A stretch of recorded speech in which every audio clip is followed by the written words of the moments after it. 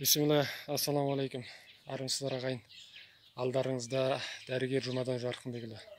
Бізге бір көрермендеріміз пікір қалдырып, жусан туралы, жусан шөбінің емдік қасиеті туралы айтуды өтінген екен. Соған біз бүгін тоқтала кетпекпіз, иншалла. Енді бұл жусан негізі күреңкей тұқымдастарына жататын бірді 2 жылдық шөптектес өсімдік. Енді бұл күреңкей тұқымдастарына жататын шөптердің неше 100 түрі бар, 200-де 400 түрі бар бұның. Бізде бүгін біздің ауламызда дәл осы шөптің сары гүлді жусан осы түрі бар екен. Көріп тұрғандарыңыздай. Енді бұның әңгімесі 2015 жылы осы сары гүлді жусанның құрамынан артемисинин деген безгекке қарсы активті құрамды бөліп шығарған Қытайдың ғалымы Туюю 1972 жылы сол құрамды байқаған. Сол еңбегіне байланысты 2015 жылы Нобель медициналық сыйлығының иегері атанды.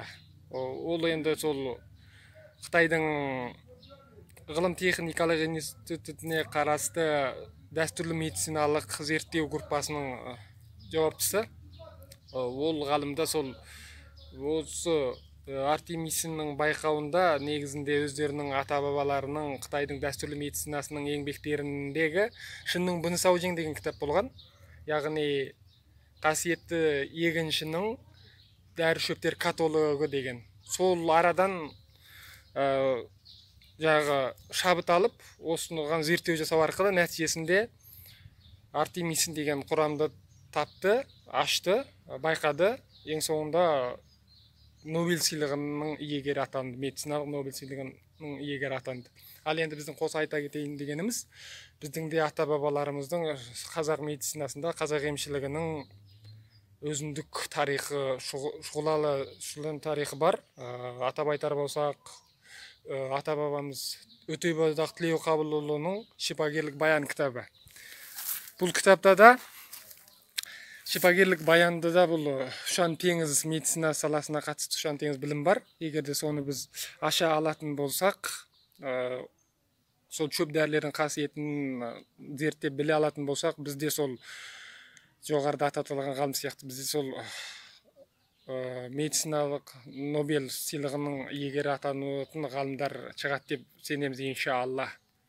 Енді бүгін осы сары гүлді жусанның емдік қасиеті туралы ары қарай жалғасты тыңдаңыздар.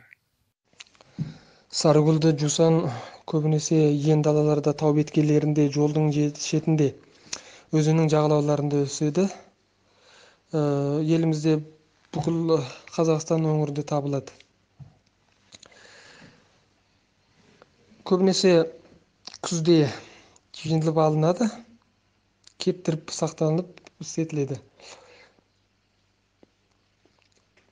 Құрамында этил спирті, этилен, жартылай целлюлозалық талшықтар, рөжелер, белок сияқты заттар бар, әртүрлі күрделі химиялық қосылыстар бар. Соның ішінде ең маңыздысы қазірге дейін белгілі болғаны, жоғарыда айтқанымыздай, артемисинин безгекке қарсы.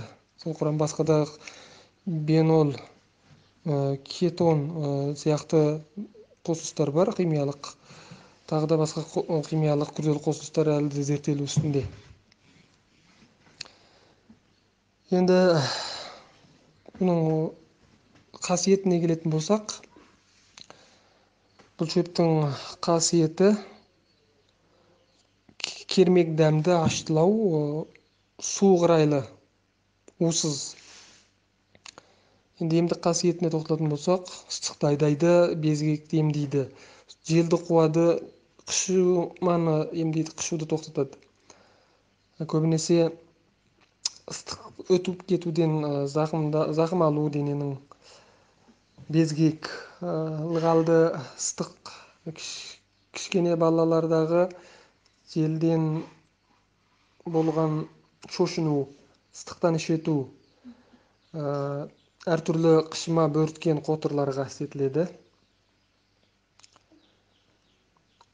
Кейбір құрттардың тіс шағып алуына да істетіледі. Оның балғын жапырағын езіп істетеді, жаңағы шырынын істетеді.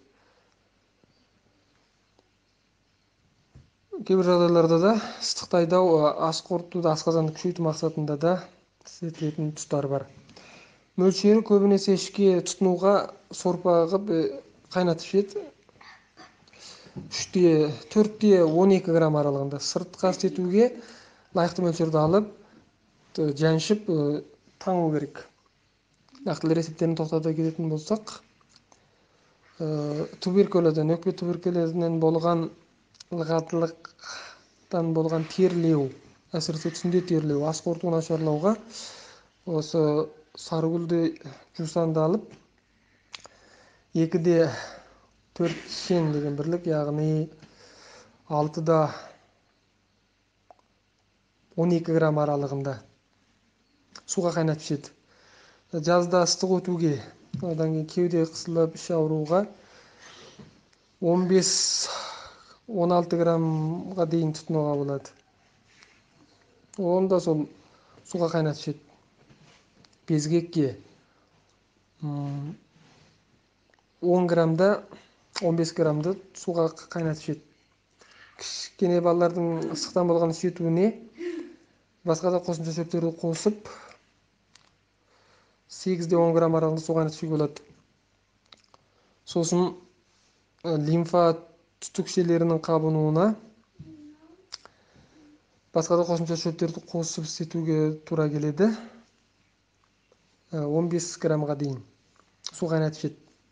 Ал енді әртүрлі қотыр қышыма бөрткендерге, сулы бөрткен, сулы қышымаларға осының жас балғын шөбін алғаннан кейін қайнатып, сол қайнатпамен қышыған орынды жуу керек.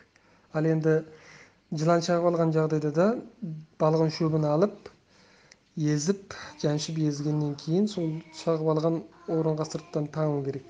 Бұның барлығы сол шығыс медицинасында көп істетілетін рецепттер.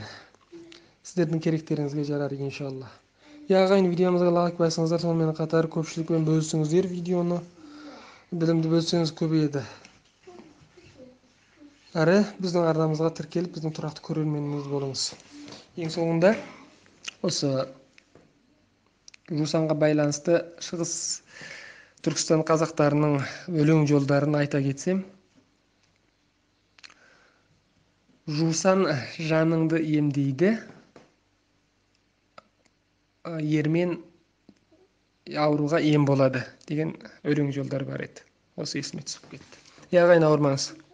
Келесі эфирде кездескенше сау болыңыз.